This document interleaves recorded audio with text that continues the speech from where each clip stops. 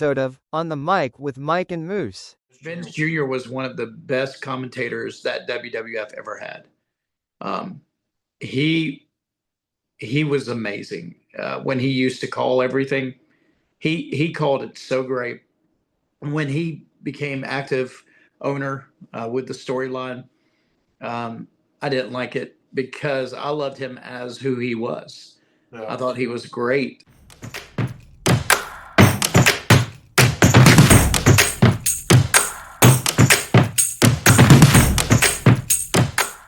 Welcome, everybody. This is your boy Moose coming to you straight out of Birmingham, Alabama area on the podcast On the Mic with Mike and Moose.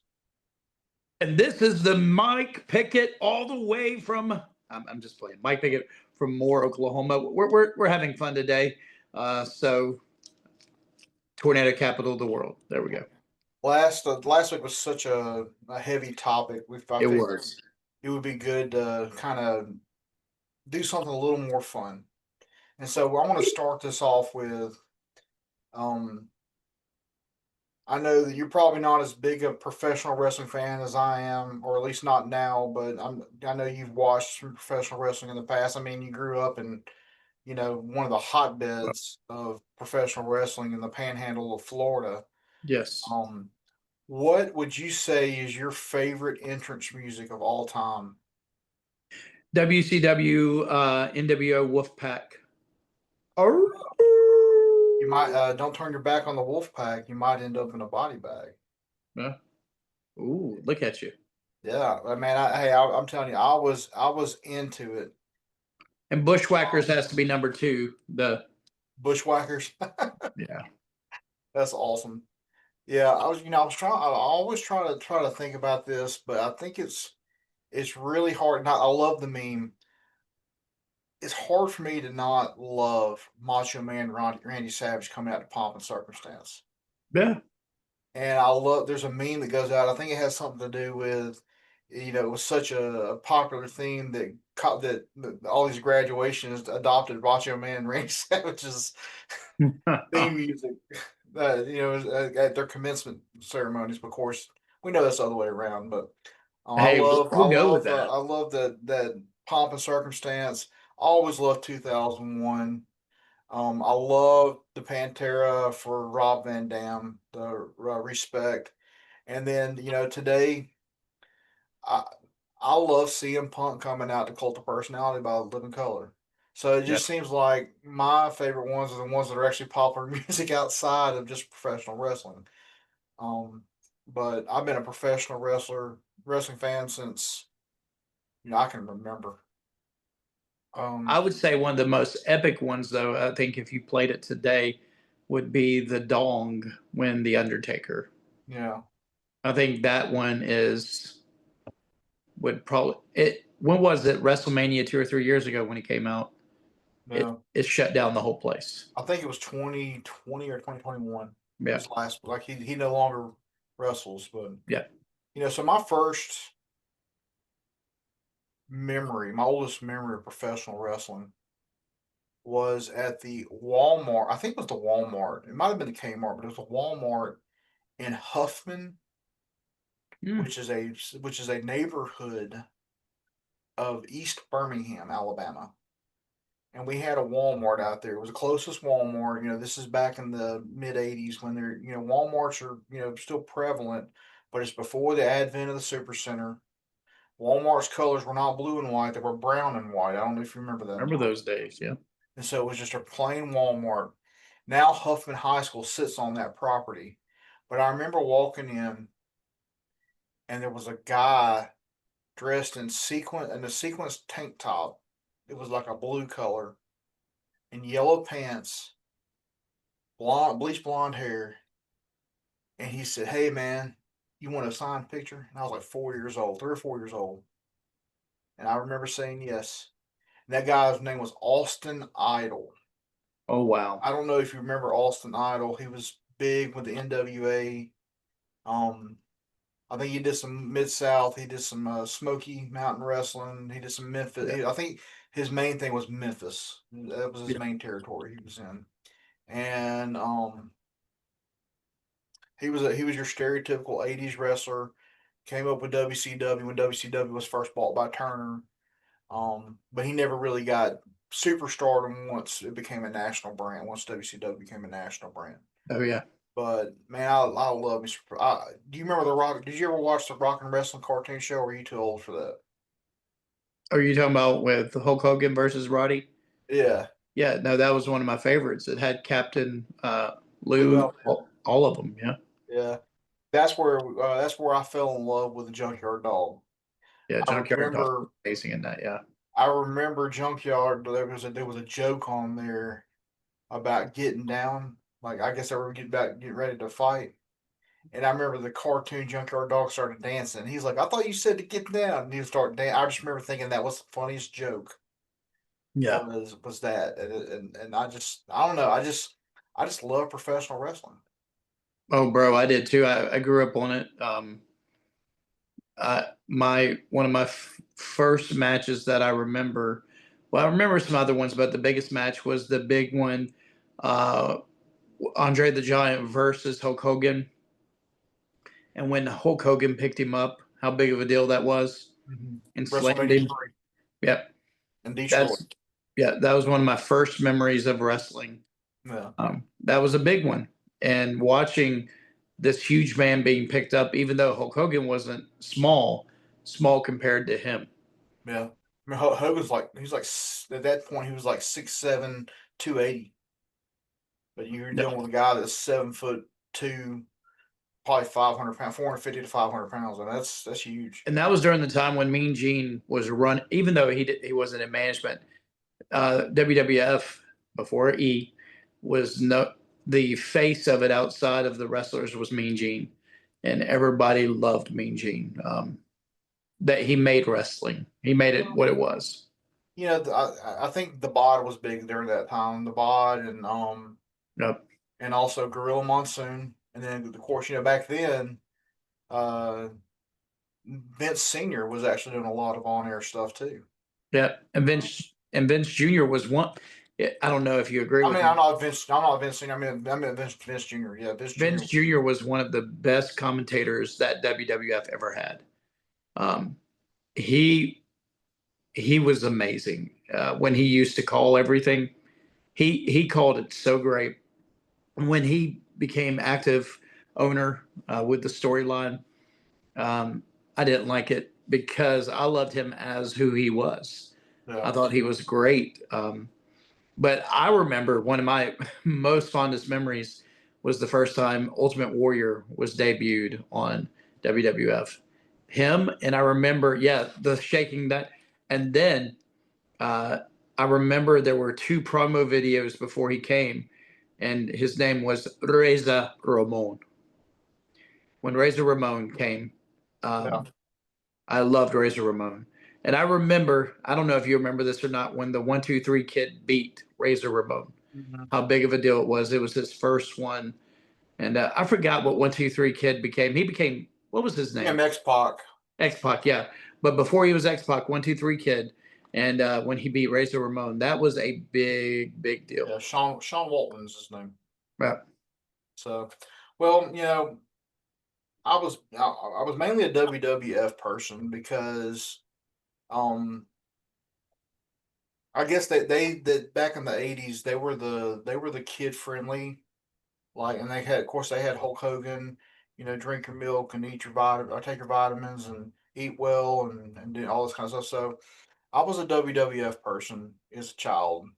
Didn't Yeah. watch a lot of WCW, even though grew up in Alabama, and Harley Race, and like you said, Sylvester Ritter, Junkyard Dog, Marty Lundy, who ended up becoming Arn Anderson, and Ric Flair. They're talking about guys that are going all across the territory. From North Carolina to Texas. I remember watching some of the Von Erich promotion Oh, Von Erichs, yeah. in Texas, because that was the first real professional wrestling that had a major deal with ESPN. Yeah. And so they would show professional wrestling from Texas, which was the Von Erichs. But after about 91 or 92, I guess maybe a little bit later because I do remember watched a lot of Yokozuna and Undertaker, kind of hitting his stride. Kind of fell off of professional wrestling, and then what sparked my love, reignited my spark, was the Monday Night Wars. Oh yeah. And I remember I was in the 10th grade, and I remember it was the first week, maybe the second week of football practice, and a bunch of the juniors and seniors were like quoting professional wrestlers. I was like, what are they doing? And then I found out after one Monday practice, they were going to Nitro in Birmingham. And so I started watching wrestling again. And Yeah. I still at that point was not watching much WWF. It was WWF at the time. Yeah. Because the stuff on WCW was so much better. You talk about Razor Ramon. I Yeah. love Scott Hall. Scott Hall's amazing. Yeah. But my favorite wrestler as I quit watching WWF in the early '90s was Diesel. Oh, I Diesel. was always a Kevin Nash fan. And Yep. so I started watching about the time of the Outsiders coming in and doing their thing in WCW, and of course pulling Hulk Hogan over to Hollywood Hogan and Sting, and you talk about getting in the that went for a while, Goldberg, and then watching the Luchadors for the first time, you really getting your first experience with that. I mean, it was just good stuff. Yep. And Good old Eric Bischoff. I actually used to do some security for his cousin. Oh, that's His cool. cousin, his cousin's in Birmingham, and he runs a security company here. Bischoff is not a very common name. So, No. um, anyway, so we're talking. This is 1997 ish. Yeah, it was That's the height of 97 WCW. Yeah. when I started watching it again, Yeah. and then of course, then the WWF, which now WWE, started getting better. Um, and the quality was just there. And they were changing over from the gimmicky, childlike characters to more realistic characters. And so they were in the middle of the Monday Night Wars, but they entered into the Attitude Era. Yeah. And I was dating a girl. This was the spring in '98. I was dating a girl whose parents had a requirement that in order for me to go on a date with her, take her out on the weekend, I had to be in church. My buddy had to be in church on Sunday week before. And she had two younger brothers. One's 2 years younger than me, so 3 years younger than her. Yeah. One is 4 years younger than me, so 5 years younger than her. They love professional wrestling, but they were not allowed to watch the WWF. Yeah. Most weren't. Yeah. It was WCW only. Yep. And their main reason was Austin 316. Yep. That's it. Which, for me, I don't think that Steve Austin or Steve Williams, Stone Cold, I don't think he's like this person out to get Christians. Mm-mm. I think that he was born with a gift of gab, and what he said at that King of the Ring blew up into something that nobody expected.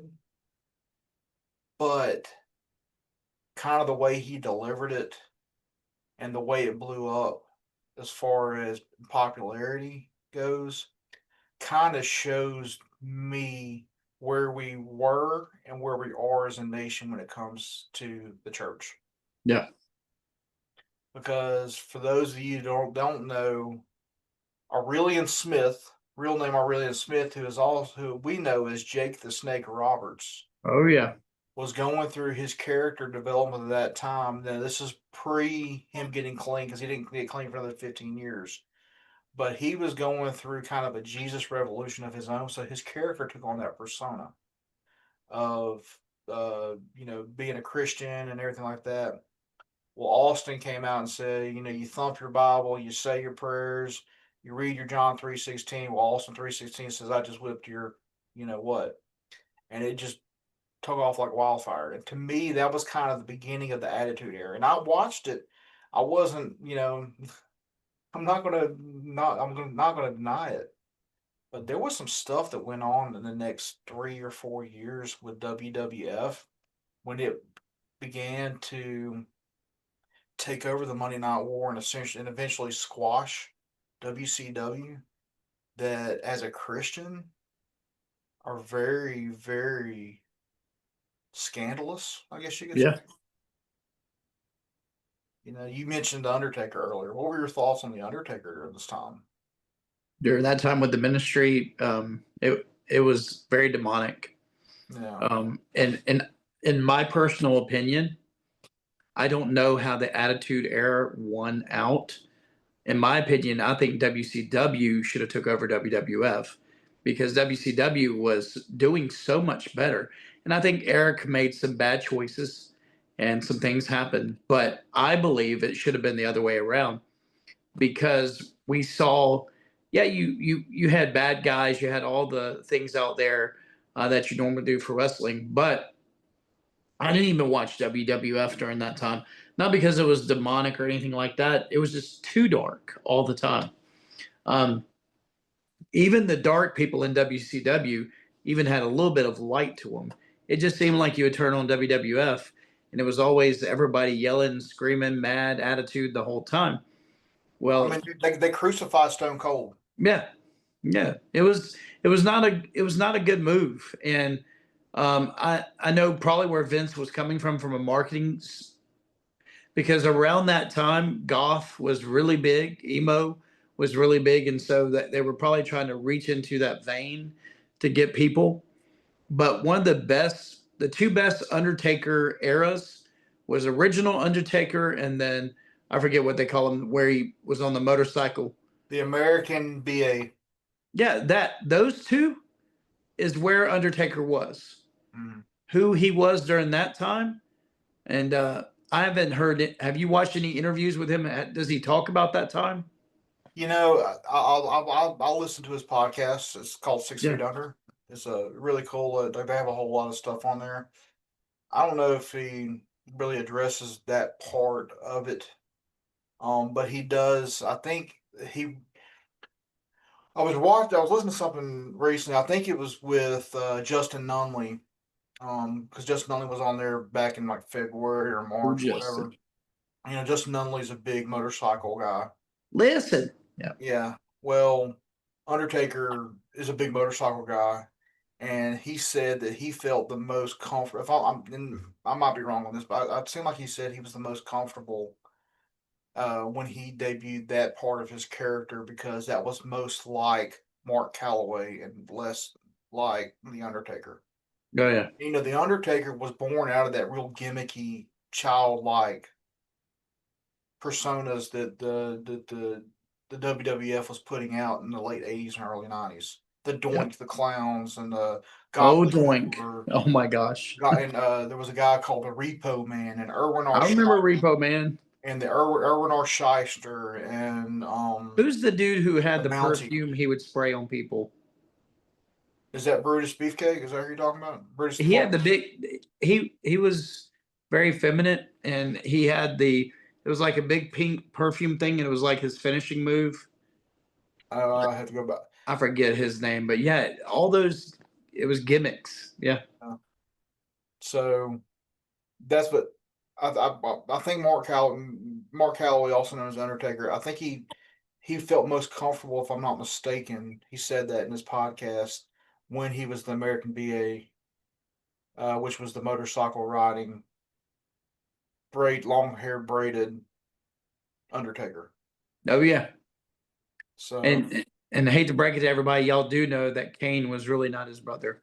Sorry if I just ruined that for you. Kane is actually a mayor. Is he still a mayor? I think he he's is. the mayor of Knox County, Tennessee. Yeah. How about that, y'all? Glenn Jacobs is his name. Yeah. So yeah, but I love professional. I watch professional wrestling today, and some, I'll look at some of the stuff, and I just sit there and I just shake my head.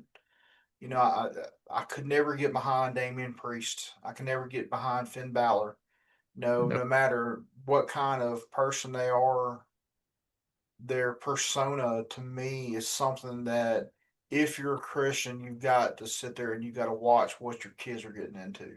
Oh yeah. Now, I didn't have that guidance, and I mean, don't get me wrong. I think Stone Cold, like I love Stone Cold's entrance music, and Stone Cold Steve Austin coming out to the glass. They used to say when you hear the glass, hit your butt, essentially, but it rhymed.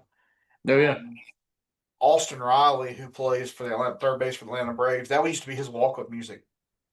Oh wow, that's so He's a funny. bad third, you hear dun, dun, dun, dun, dun, dun, and then Austin, coming up to bat number 27, Austin Riley, because his name was Austin, of course. Oh, that's so But no, I mean, wrestling to me is just it's like every other medium that our children can be influenced by, oh yeah. and I think it needs to be supervised. I agree. I Um, agree. And especially with a lot of the stuff that came out that was happening behind the scenes too, yeah, there was some dark stuff happening, very yeah, dark stuff. And I think what it did is it rolled over into storylines and into what was happening out there. My son is a big WWE fan still to this day. And he made me watch WrestleMania when Dustin Rhodes' son, I forget his name, won the Cody championship. Rhodes, the American Nightmare. Yeah, when he won it. And I thought that was kind of cool, but that's about the most I've seen of recent times of watching that match. Yeah, But I mean, I watch usually most of the pay per views yeah. now. I have a subscription to Peacock, so everything, all the pay per views are part of it. Oh wow, that's cool. Yeah, but it also has the library stuff. So if you want to get away from just like the gimmicky stuff and you just want to go back and watch some 1980s or 1970s wrestling, they have all the Mid South stuff on What? there. They have some of the Texas stuff on there. Has some of the AWA stuff from from Vern Gagne up in Minnesota. So there's some great stuff on there. I'll sit there and I'll put on a match from. There's one match on Mid South. It's December 12th, 1981, which is the day before I was born. Wow. I'll have to go and just watch it. So it's good stuff. So Um, who's your favorite tag team? I've gotta know. my favorite tag. Well, I mean, my favorite tag team from a fan standpoint was the Outsiders, because Okay. I love Kevin Nash and you put him and Scott Hall together, always great. Um, as a kid, I did like the Rockers, but the Rock and Roll Express, for personal reasons, Yeah. is one of my favorites. Ricky Morton and Robert Gibson. Robert Gibson, when I moved to Tuscaloosa in the summer of 2000, he owned a shop in Northport, Alabama, which is the sister city, like shares the river with Tuscaloosa. Yeah. And he had a NASCAR shop there. We used to go in there and just talk to him. And then when he would put on wrestling shows at the West Alabama JCs, and I'd be on the ring crew. And so I got to hang out with Ricky Morton and Robert Gibson from Rock and Roll Express, Tommy Wildfire Rich. That was another one. Terry Gordy, and God rest her soul, the one of the greatest experiences that I've ever had as a professional wrestling fan was getting to hang out and just talk to Sherry Martel. Well, that's so cool. She's from Birmingham. She was from Birmingham. Oh yeah. She passed way too soon because of demons, Oh and yeah. but she was not one of the nicest ladies, and she was playing the heel bit, and she was playing the sensational Sherry, and it was just a fun time. I remember. I don't know if you remember the natural disasters. Yes, tugboat, and then Bam Bam. it was no, the natural disasters was typhoon and earthquake. Oh, typhoon and earthquake. Yep. Yep. The typhoon was tugboat before it was Yep. typhoon. That was another one of those horrible gimmicks. Yeah. You had the natural disasters. The bushwhackers were. I love the bushwhackers and how they would lick the people's faces. It'd You be want so some great. sardines? Yeah. And then the Legion of Doom. I think everybody liked the Legion of Doom. Yeah. So Hulk was my favorite out of that. So I love the Legion of Doom. Um, but I'm from Pensacola. Yeah. So I'm from Pensacola. So the wrestling family from there. So Yeet, yeet. I know you know what I'm doing, but that's Jay Uso. So the Usos are actually the Fatus, and mhm. that's Rikishi's Yeah. twin sons. Oh And wow. when they played football at University of West Alabama, Rikishi, so I think it's Solofu was his name. He would drive up from Pensacola, and they would section off a section in the West Alabama stands so people would not bother him, so he could watch his sons play because Oh, they that's play cool. football at West Alabama. Jay and Jimmy Uso, and this past Monday, well, it will be a few weeks ago once this comes out, but uh, WWE Raw was in Birmingham, and that day Jey Uso was at the Food Giant in Pinson, Alabama, signing Hulk Hogan's beer. People were like in line at 4 a.m. to go meet that guy. But yeah, Oh, Pensacola's wow. a hotbed, man. It is. It is. That Panhandle territory. It's great. Yep. But so I know we're getting close to time. The last thing that I want to talk about is this is one of the best uses of the platform of professional wrestling I've ever seen. In 1999 or 2000, it might have been 2000. We did a wrestling fundraiser for our wrestling team. They did a show at our high school gym on one of the local promotions, and they did a matinee during school, so to try to get people to come out there.